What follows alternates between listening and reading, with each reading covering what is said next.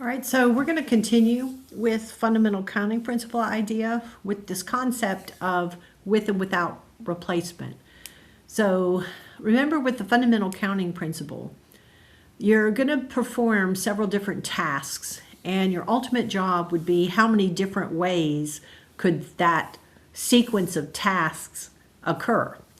And so you look at how many possibilities there are for the first task, the second task, the third task, and so on. And then you just multiply those, and that tells you how many different ways that sequence of tasks could happen. So we did that with the blood type problem. There were 4 different blood types. The people could be either Rh positive or negative, and they could be male or female. And so that gave us 16 different ways that we could label a blood sample. All right, so we're going to continue that idea, but this concept is important. You need to know whether something can be repeated or not. So think about passwords and ID cards and phone numbers and things like that. That's where this comes up quite a bit. So let's suppose you're going to make a 4-letter ID card, and these are the possible letters to choose from. So these 5 letters. We want to know how many different cards are possible. And we need to know, okay, can I reuse? If I use the letter A, can I use it a second time? So first question is, how many different cards are possible if the letters are allowed to be repeated, meaning you can reuse the letters. So we're trying to create a 4-letter ID card. So let's think about this as the 4 letters on our ID card. And you can think about choosing the first letter, choosing the second letter, choosing the third and the fourth as being the tasks that you're trying to do. So there's 5 ways to choose the first letter. It could be A, B, C, D, or E. And if the letters are allowed to be repeated, then there's 5 ways I could choose the second letter, and 5 ways I could choose the third, and so on. And then I could multiply those. That's a case, that's a fundamental counting principle idea. So there were 5 possible letters.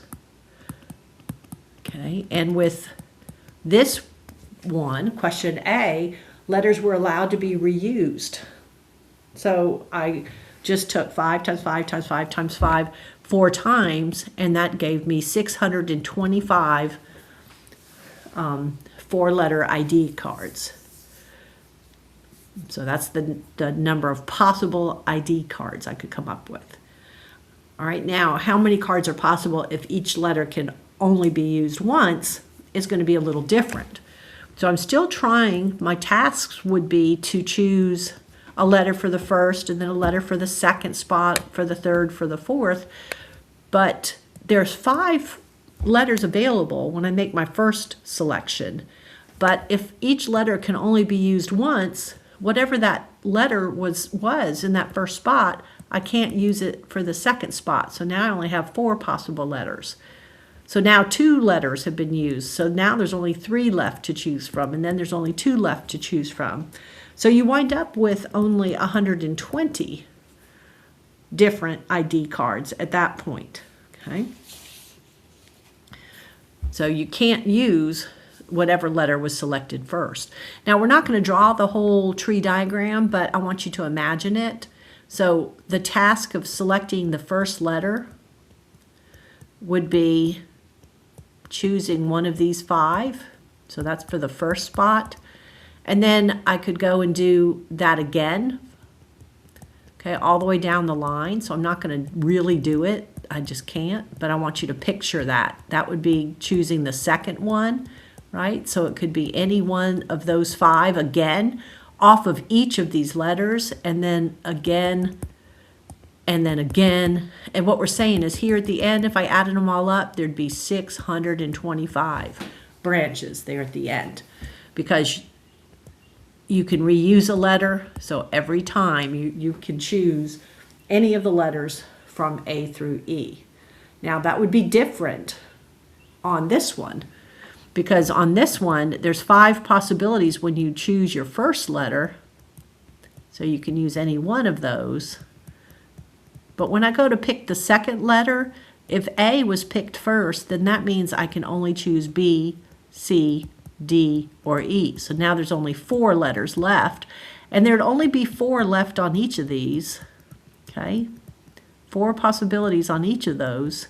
They would be a different 4, but still just 4. And so it'd be 5, then times 4. And then if I've already used A and B, then here there'd only be 3 left. And there'd only be 3 left off of each of those. And then when I go to pick my my last situation, so let me get rid of this one. Okay, so when I go to pick my first letter, there's 5 possibilities. Then there's going to be 4 branches because I couldn't use whatever the letter was first. And then when I go to choose my third letter, there's only going to be 3 branches. And then when I go to choose my 4th one, see how if I've selected a C, then I only have either D or E to select. And then all the way down the line, it would be like that. And then there'd be 120 possibilities all total, okay?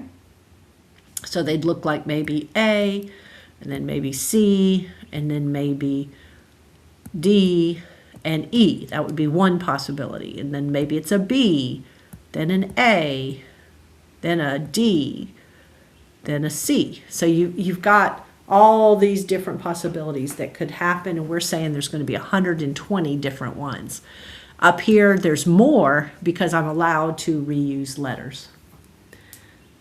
All right, so here's another common problem like that. Here we're trying to determine how many different passwords are possible. And we want our passwords to be 4 spots, and digit refers to a number, and there's actually 10 of them. 0, and then 1, 2, 3, all the way up to 9. So that gives you 10 digits possible. 10 possible digits. Digits refers to numbers. All right, so we're trying to make a 4-digit password. So we're still trying to fill these 4 spots, and I'm trying to figure out how many are possible. So what I'm going to do is think of it like a task of selecting the first number, then the second, third, and fourth. So I want to think about my possible choices for the first digit, and there might be restrictions. We have to read carefully. So this one says the first digit can't be 0. So I don't really have 10 choices. I just have 9. Okay. Then I have to worry about whether whatever number it was that I picked first, whether I could use that for the second letter or not. So that's where this matters. It says repeated digits are allowed. And it didn't say there was any kind of a restriction on the second, third, or fourth one. Like, didn't say that 0 couldn't be used there. So I'm thinking that I've got 10 possibilities on each of those, which means I could come up with 9,000 different 4-digit passwords. Okay. With the condition that the first digit can't be 0, and I am allowed to repeat digits. Okay, so let's try this one. All right, repeated digits are allowed again.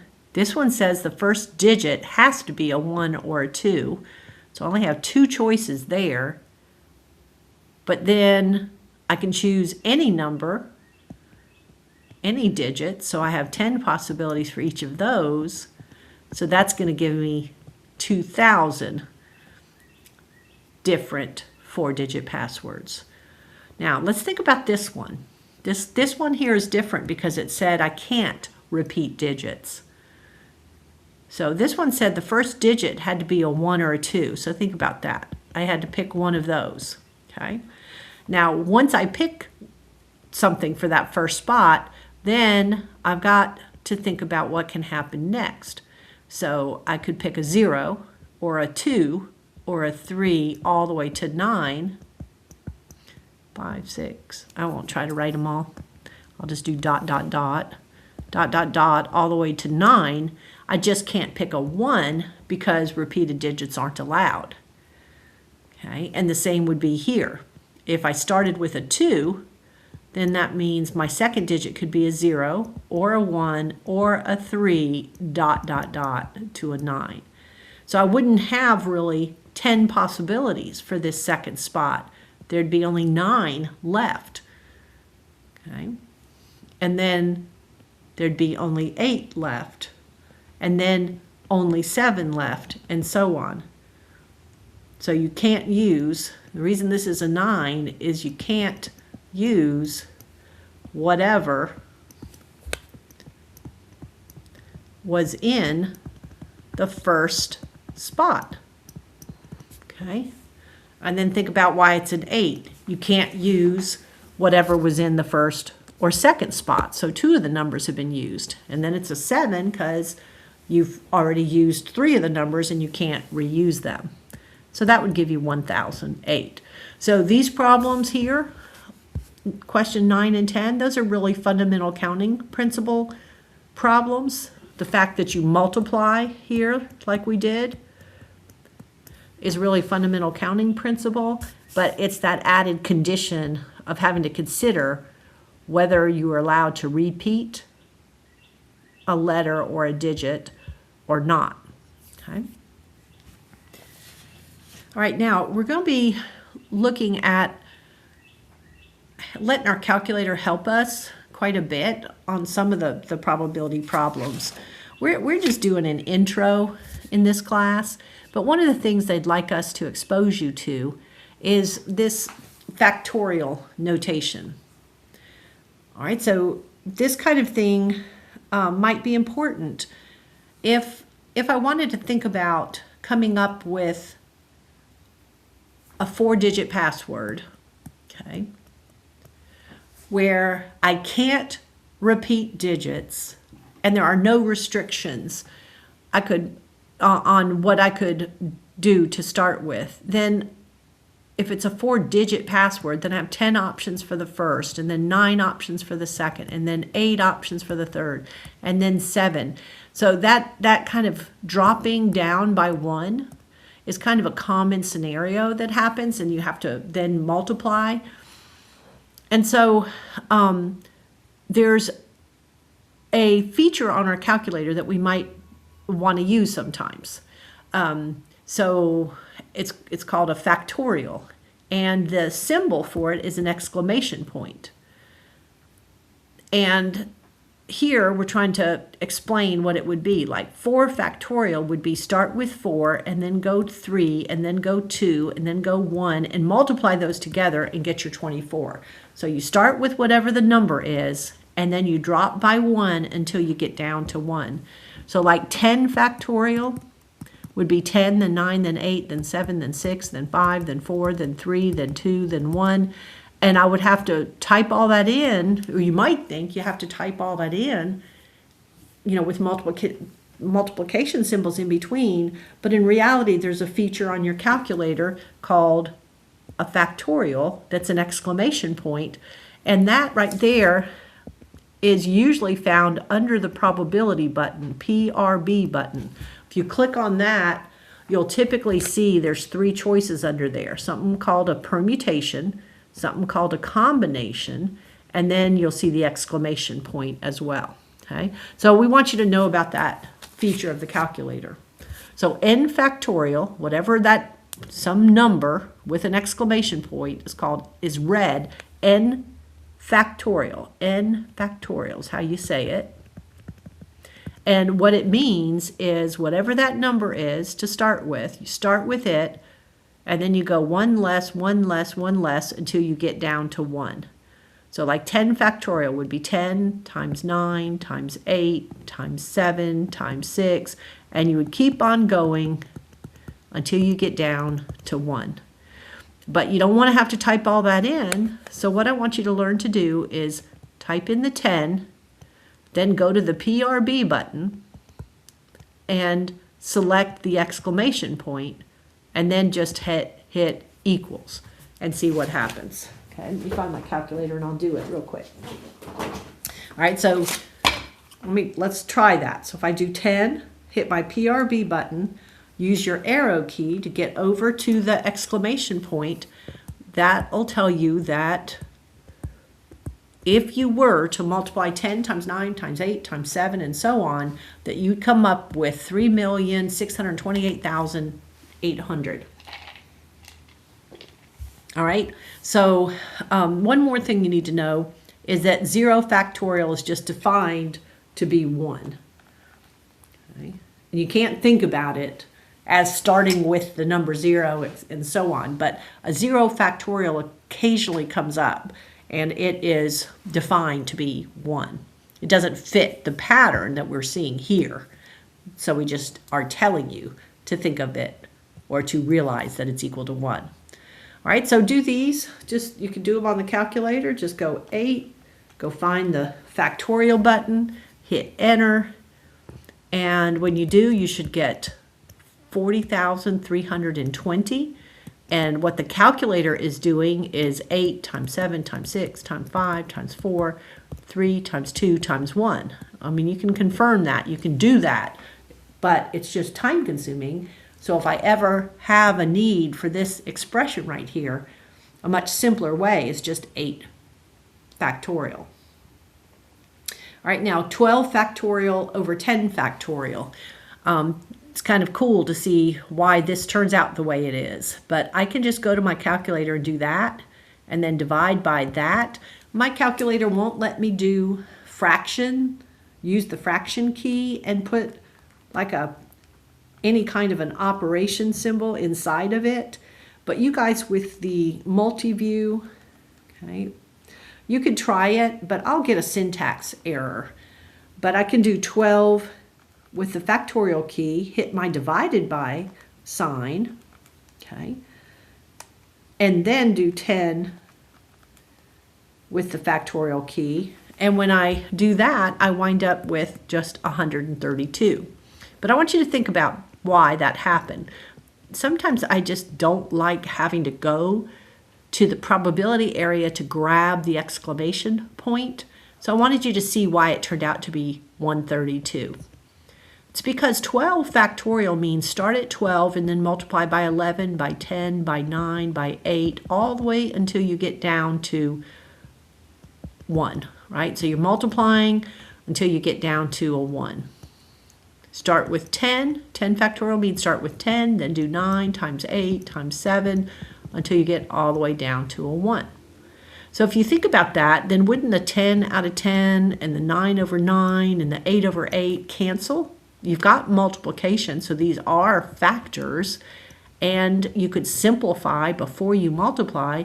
So it's like all of these from here down are going to cancel out, and what you're left with is just 12 times 11, and that turns out to be the 132. So sometimes I just think about it that way. 12 factorial is 12 on down, 10 factorial is 10 on down, so I know from 10 on down is going to go away, and so I can just type in 12 times 11 and I'm done. All right, I also want you to realize that we can't just simplify, like 12 tenths would simplify to be 6/5, but you can't simplify the number part first like that. 6 factorial divided by 5 factorial is not 132. So you can just type it in here. You should be practicing that to see what you get, and you just get 6. Okay. And the reason you get 6 is because 6 factorial means 6 times 5 all the way down to 1. Okay. 5 factorial means 5 times 4 times 3 times 2 times 1. And so 5 on down cancels, leaving us just 6 when we're finished. Okay?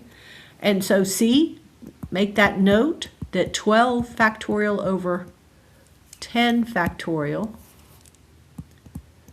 it wasn't okay to like simplify 12 tenths. It wasn't equal to 6 factorial over 5 factorial, was it? Okay. All right, and then just going to talk about one possible use of this so you get a sense of it, but you do more with this in Math 110 and also in statistics. Okay, so a permutation is a term that's used for an arrangement of n distinct objects, so n different objects in a specific order. That would be called a permutation of the objects. So like if I had the letters A, B, C, D, then one permutation I could make of those 4 letters would be A, B, C, D. But another one might be B, A, C, D. Another one might be C, B, A, D, and so on, okay? Each of those different things, each of those is a permutation of those 4 objects, okay? So how many different arrangements of n distinct objects using all of the objects is one use of this factorial. N factorial is a formula that can be used to arrange n distinct objects, arrange all n of those. So let's suppose there's 7 horses in a race, and a big jackpot for anyone who can pick the finishing order of all 7 exactly right. Okay. So let's think about that. It's asking us find the number of possible orders they can finish in. So there's 7 horses that might come in first, and then whoever came in first, that means that there'd only be 6 left to come in second, and then there's only 5 left to come in third, and then 4, and then 3, and then 2, and then 1. So you have 7 names to choose from here, but once you've picked one of those names, then there's only 6 left. And then once that's been picked, then there's only 5 left. So we could use the fundamental counting principle to do this and just multiply all that out. But isn't that 7 times 6 times 5, isn't that the same as this new operation called a factorial? So we could just do 7, instead of having to type all that in, do 7 with the exclamation point on our calculator, and we'd find out that there's 5,040 different possible orders they could finish in. So the likelihood, if you just were picking randomly, the likelihood you'd pick the right one would be 1 out of 5,040. Okay. Now one more example, another example is maybe lining up people for a photo. Say there's 5 people and you're trying to put them into a photo, an arrangement, then who stands? There's 5 choices for who stands here, and then 4 people left to stand there, and then 3, then 2, then 1. Those are some common examples that utilize this new operation called a factorial. And we could do the 5 times the 4 times the 3 ourselves, or we could just use the factorial button and come up with 120 ways. Okay, so 120 ways to arrange 5 people for a photo. Okay.